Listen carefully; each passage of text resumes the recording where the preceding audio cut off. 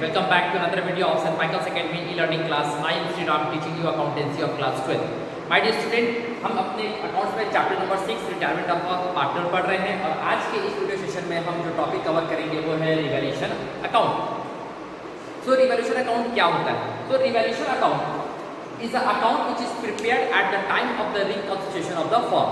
क्या है ये रिवैल्यूएशन अकाउंट? रिवैल्यूएशन अकाउंट एक ऐसा अकाउंट है जो हम कब प्रिपेयर करते हैं? Eight the time of the reconstitution of the firm, जिसमें हम अपने असेट्स और लायबिलिटीज, जो भी हमारे असेट्स हैं और जो भी हमारे लायबिलिटीज हैं, उसमें जो भी चेंजेस आते हैं, changes in the sense whether there is a increase और whether there is a decrease in the value of assets and liabilities at the time of the reconstitution of the firm, उसके effect को हम show करते हैं अपने revaluation account. Clear? क्यों बनाते हैं हम revaluation account? Because at the time of retirement और डेथ ऑफ अ पार्टनर, हमारे बुक में गिवन है at the time of retirement और death of a partner, assets of the firm are revalued and liabilities are reassessed with a purpose that the retiring partner is not at an advantage और disadvantage because of the change in the values. It means जो भी changes होते हैं हमारे assets या liabilities के value में, उसका ना तो एडवांटेज रिटायरिंग पार्टनर, जो पार्टनर रिटायर करके जा रहा है, उसको मिले और ना ही उसे कोई डिसएडवांटेज भी मिले। So that's why we are preparing our revaluation account. तो रिवैल्यूएशन अकाउंट में हमें क्या करना है? तो रिवैल्यूएशन अकाउंट में हम बस क्या दिखाएंगे? The net effect, the net changes in the value of the assets and liabilities at the time of the reconstitution of the firm. So let's see the format. First of all हम इसका format देखते हैं। Format कैसा है? तो format जो हमारा simple account, इसे मैं इरेज कर दे रहा हूँ।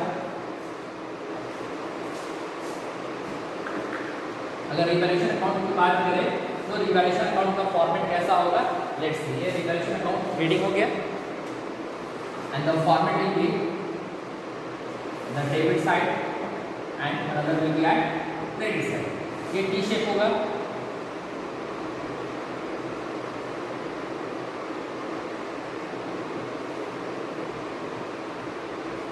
particulars, amount,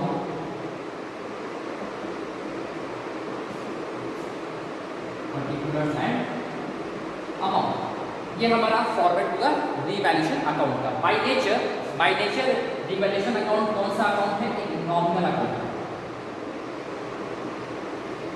nominal account it means nominal account nature होने का क्या अर्थ है कि जो भी हमारे एक्सपेंसेस या लॉसेस होते हुए दिखेंगे वो हम कहाँ पोस्ट करेंगे? रिवैल्यूएशन अकाउंट के डेबिट साइड में, और जो भी हमें प्रॉफिट या गेन होता हुआ दिखेगा वो हम रिवैल्यूएशन अकाउंट के क्रेडिट साइड में लिखेंगे। तो इसमें क्या क्या हम दिखाते हैं? तो हमने बोला कि eight the time of the reconstitution of the firm, यहाँ पे रिटायरमेंट है तो रिटायरमेंट की बात कर देते हैं कि eight the time of the retirement of a partner, जो भी हमारे असेट्स हैं या जो भी हमारे लायबिलिटीज हैं, उसके वैल्यूज में जो चेंजेस आते हैं, उन चेंजेस को, उस इफेक्ट को हम अपने रिवैल्यूएशन अकाउंट में शो करते हैं। कैसे करेंगे? सपोज करते हैं कि कोई हमारा असेट्स था और असेट्स की वैल्यू क्या हो रही है? इंक्रीज हो रही है। फॉर एग्जाम्पल कि जो मेरा स्टॉक था वो 70,000 का था in the books, 7,000। Now at the time of the revaluation और at the time of the retirement, ये अब स्टॉक की वैल्यू हो गई है that is 80,000। So there is a increase. यहाँ क्या हो गया? इंक्रीज हो गया। वो भी कितने से? 10,000 से हमारा इंक्रीज हुआ assets, that is stock. So we have to write the increase in the value of asset. जो भी असेट्स है, अगर उसके वैल्यू में जो इंक्रीज होता है, जो भी उसमें बढ़ेगा, उसे हम अपने रिवैल्यूएशन अकाउंट के क्रेडिट साइड में शो करेंगे। तो यहाँ पे हम इसे लिख सकते हैं बाय स्टॉक अकाउंट 10,000। ओके, तो ये होगा मेरा एक रिवैल्यूएशन अकाउंट में जो हम क्रेडिट साइड में पोस्ट करेंगे, that is the increase in the value of assets. तो अभी हम फॉर्मेट केवल बता रहे हैं, तो यहाँ पे हम क्या लिखेंगे? यहाँ पे हम लिखेंगे इंक्रीज बाय, जो हमारे क्रेडिट साइड में रहता है बाय, तो increase in the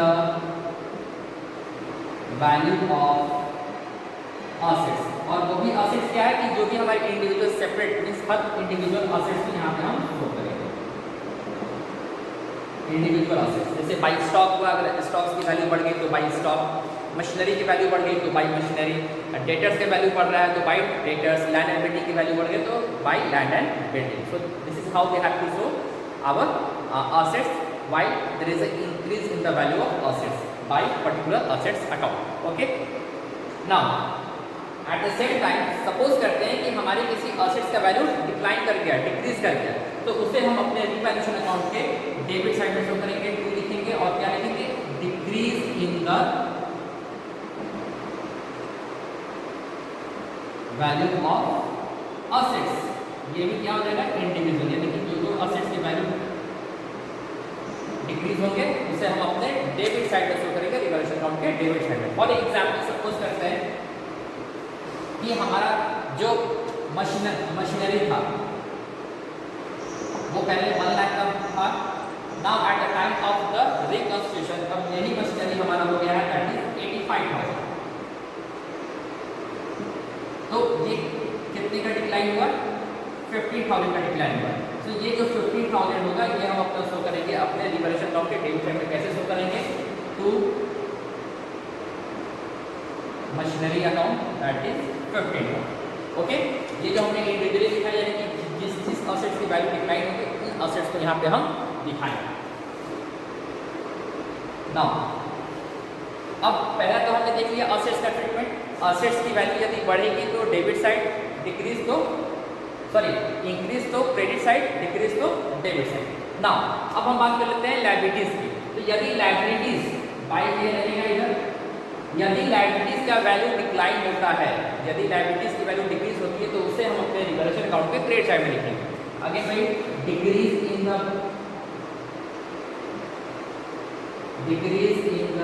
value of liabilities, decrease in the value of liabilities. वही फिर इंडिविजुअली जिस लायबिलिटीज की वैल्यू डिक्रीज होगी उसे हम अपने रिवैल्यूएशन अकाउंट के क्रेडिट साइड में लिखेंगे। लाइकवाइज यदि डेबिट साइड में 2 लिखते हैं, यदि किसी भी लायबिलिटीज की वैल्यू में इंक्रीज होता है, increase in the value of liabilities, यदि किसी भी लायबिलिटीज के वैल्यू में इंक्रीमेंट होता है तो उसे हम अपने रिवैल्यूएशन अकाउंट के डेबिट साइड में शो करेंगे। ओके, तो वी आर हैविंग फर्स्टली हमारे पास ये 4 ट्रीटमेंट हुए। पहला increase in the value of assets credit side, decrease in the value of liabilities credit side. Now decrease in the value of assets debit, increase in the value of liability, ये हमारा debit side है। ये तो हमारे 4 चीजें हैं। अब कुछ ऐसे भी आइटम्स हैं, जैसे सपोज करते हैं अनरिकॉर्डेड असेट्स थे हमारे पास। तो अनरिकॉर्डेड असेट्स थे, तो अनरिकॉर्डेड असेट्स को हम अपने रिवैल्यूएशन अकाउंट पे क्रेडिट साइड पे दिखा देंगे by unrecorded assets, by unrecorded assets. Likewise कोई लायबिलिटीज भी हो सकता है जो हमारा अनरिकॉर्डेड है, तो अनरिकॉर्डेड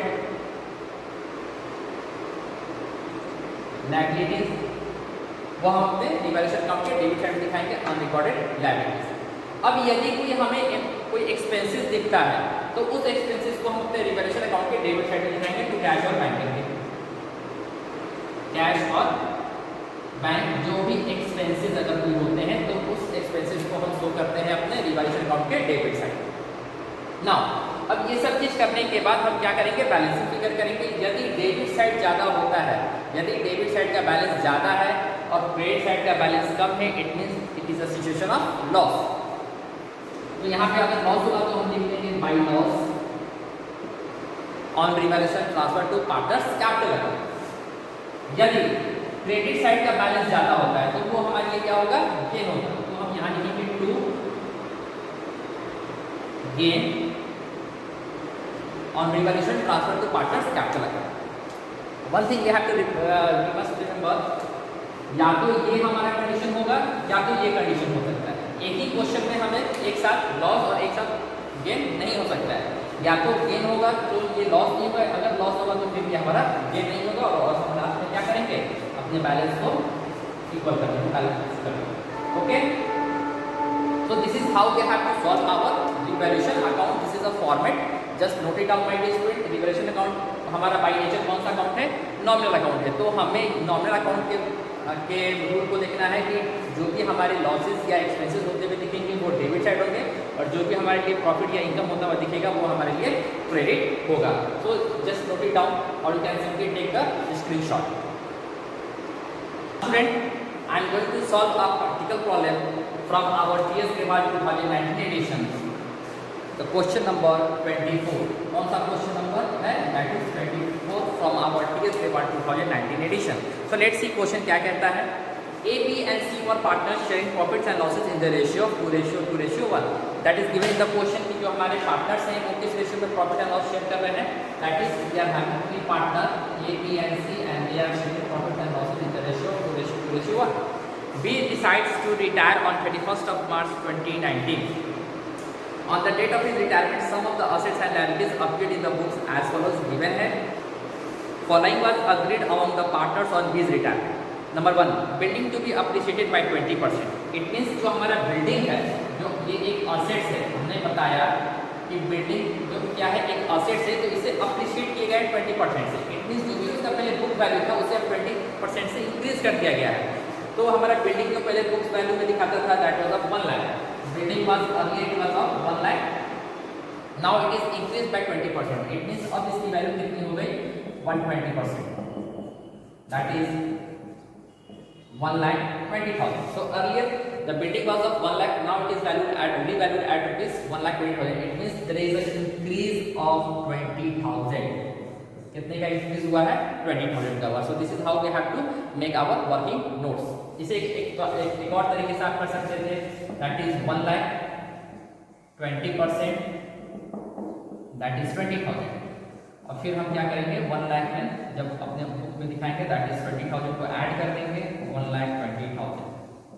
तो ये जो 20,000 हुआ है ये हम क्या करेंगे अपने रिवैल्यूएशन अकाउंट में. बिकॉज जो नेट चेंजेस हुए जो हमने बताया नेट इफेक्ट क्या हुआ there is an increase in the value of building by 20,000. 20,000 से बढ़ गया.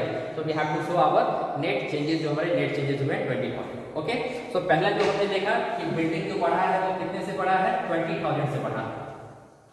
तो यहाँ पे हम लिख सकते हैं पहला चीज क्या है कि बिल्डिंग जो मेरा था वो बढ़ा है कितने से बढ़ा है ताकि हमें रिवैल्यूएशन अकाउंट प्रिपेयर करते वक्त ये इजी हो सके. Second, plant and machinery to be reduce by 10%. Plant and machinery है उसे 10% से रिड्यूस कर दिया गया है. So earlier plant and machinery कितने का था हम देखेंगे.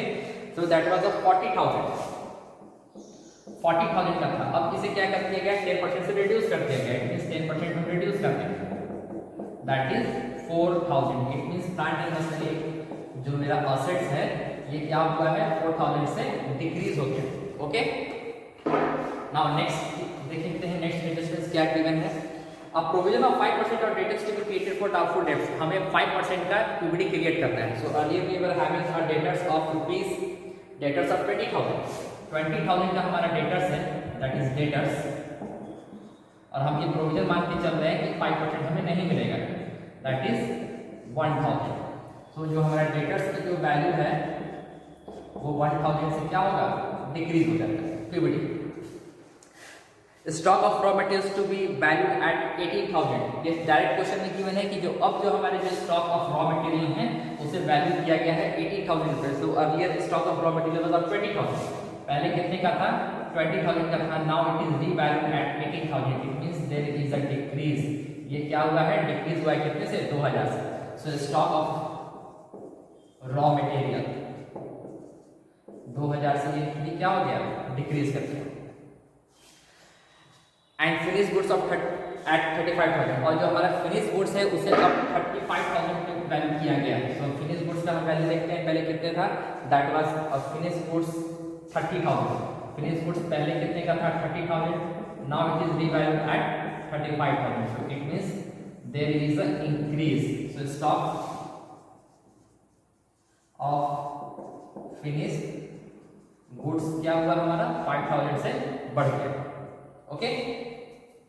And old computer previously written off was sold for 2,000 as scrap. जो हमारा पहले कोई ओल्ड कंप्यूटर था उसे हम पहले रिटन ऑफ कर दिए थे वो अब क्या है 2,000 से हमें उसको बेच करके स्क्रैप में हमें 2,000 रुपये का. So there is again. So हम यहाँ लिख सकते हैं सिंपल कि टू बैंक अगर बैंक की बात करते हैं तो सेल ऑफ ओल्ड कंप्यूटर 2,000 ये भी मेरे लिए बढ़ गया. फॉर टू पे 5,000 टू एन इंजर्ड एम्प्लॉय यानी कि वर्कमैन कंपनसेशन पे किया गया कितना 5,000. इट मींस ये फर्म के लिए क्या हो गया एक्सपेंस हो गया लॉस हो गया. So pass necessary journal entries to record the above adjustments and prepare the revaluation account. Student आप रिवैल्यूएशन आप जर्नल एंट्री आप पास कर लेंगे. मैं इसका रिवैल्यूएशन अकाउंट प्रिपेयर कर देता हूं कि इसे कैसे हम प्रिपेयर करेंगे. Okay. So let's see.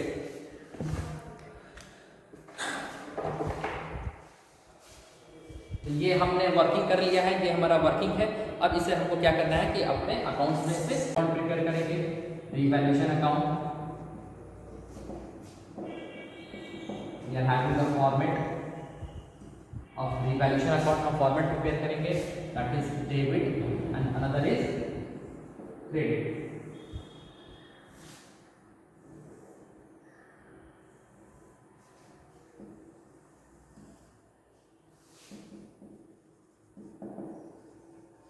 Particulars amount, particulars and amount, ये हमारा फॉर्मेट हो गया। सो हमने यहाँ देखा बिल्डिंग, बिल्डिंग एक असेट्स है और असेट्स का वैल्यू हमारा क्या हुआ है, इंक्रीज हुआ है। तो यहाँ पे हम लिखेंगे बाय बिल्डिंग अकाउंट कितने से बढ़ा, दैट इज 20,000। ओके, जो मेरा बिल्डिंग है वो कितने से बढ़ा है, वो हमारा 20,000 से बढ़ा है। तो ये हो गया हमारा second. Plant and machinery is an asset, और ये क्या हुआ है हमारा 4,000 से डिक्रीज हो गया। तो हम लिखेंगे टू प्लांट एंड मशीनरी, तो कितने से डिक्रीज हुआ है, 4,000 से डिक्रीज हुआ। ओके, ये भी हो गया। नाउ डेटर्स के बारे में कहा है कि डेटर्स हमारा क्या है, 1,000 से हमारा ये क्या हो गया, डिक्रीज हो गया। सो हम जब डेटर्स की बात करते हैं तो यहाँ पे हम लिख सकते हैं डेटर्स का प्रोविजन फॉर डाउटफुल डेट्स, तो PDD कितने का, 1,000 का हमने PBT क्रिएट किया। स्टॉक ऑफ रॉ मटेरियल्स ये भी क्या हुआ, 2,000 से घट गया है, टू स्टॉक ऑफ रॉ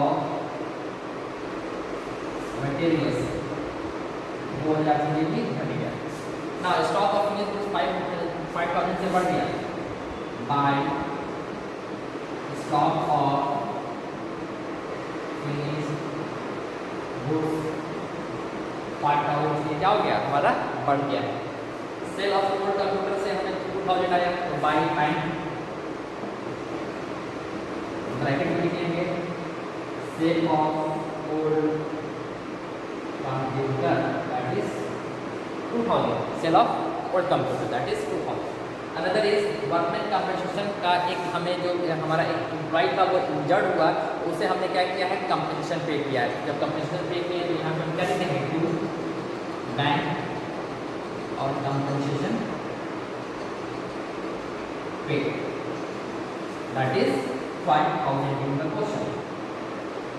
ये हमारा हो जाएगा क्वेश्चन का, हमने ये प्रिपेयर कर लिया। नाउ अब हमें क्या करना है कि ये देखना है कि हमारा डेबिट बैलेंस ज़्यादा है या हमारा क्रेडिट बैलेंस ज़्यादा है। जो भी बैलेंस ज़्यादा होगा, यदि क्रेडिट बैलेंस मेरा ज़्यादा होता है तो there is a situation of gain, यदि डेबिट बैलेंस ज़्यादा होता है तो there is a situation of loss. तो देखते हैं कि हमारा कौन सा बैलेंस ज़्यादा है। तो ये बैलेंस यहाँ दिख रहा है ज़्यादा 20, 25, 27,000, तो इसे हम बैलेंस कर देते हैं, दैट इज 27,000। लिखा है 27,000। ओके, तो जब हमने बैलेंस कर लिया तो ये हो जाएगा 27,000। नाउ इसे हम इसमें से माइनस करते हैं, तो 4, 1, 5, 6, 7, 7, 5, 12 दैट इज 15,000। और 2 गेन का प्रॉफिट लिखेंगे, तो gain on revaluation transfer to partners capital, और कौन सा पार्टनर थे, ABC, A, B and C, और इन लोगों को किस रेशियो में मिलेगा, दैट इज 2:1। सो 15,000 को जब हम इस रेशियो में डिस्ट्रीब्यूट करेंगे that will be 6,000, 6,000 and 3,000 respectively. तो ये हमारा फेयर वैल्यू हुआ रिवैल्यूएशन अकाउंट प्रिपेयर करने का। So this is how we have to solve our question. Just note it down my dear student, ये हमारा क्वेश्चन नंबर कौन सा है, 24 है from our TS Level 2019 edition, question number 24।